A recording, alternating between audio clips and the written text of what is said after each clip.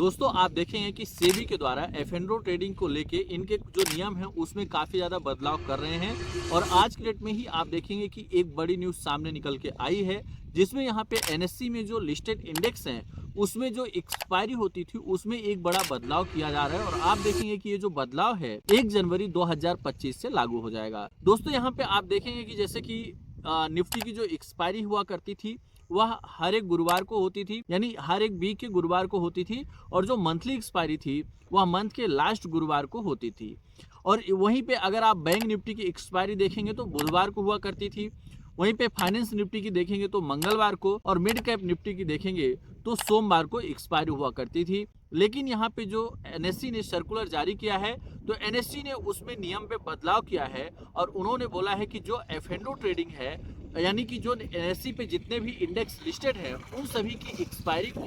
अब यहाँ पे गुरुवार को कर दिया गया है। यानी जो इंडेक्स यानी जैसे कि बैंक निफ्टी की मंथली एक्सपायरी है तो यानी मंथ के लास्ट गुरुवार को बैंक निफ्टी की एक्सपायरी होगी, इसी तरह से फाइनेंस निफ्टी की भी एक्सपायरी मंथ के लास्ट गुरुवार को होगी और मिड कैप निफ्टी की भी मंथ के लास्ट गुरुवार को होगी। लेकिन निफ्टी की जो एक्सपायरी है वो वीकली रखी गई है, यानी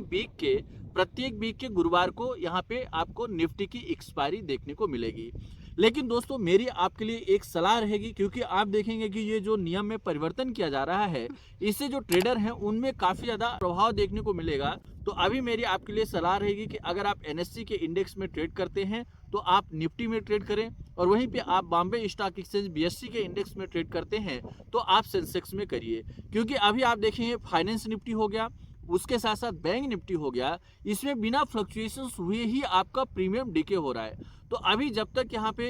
जो एफ&ओ ट्रेडिंग के नियम हैं इनमें बदलाव चल रहा है तब तक आप थोड़ा सा कम ट्रेड करें और जैसे ही ये सारे परिवर्तन हो जाए यानी आप देखेंगे कि जो स्टेबल मार्केट होगा वह 1 फरवरी 2025 के बाद थोड़ा सा आपको मार्केट स्टेबल होते हुए दिखेगा।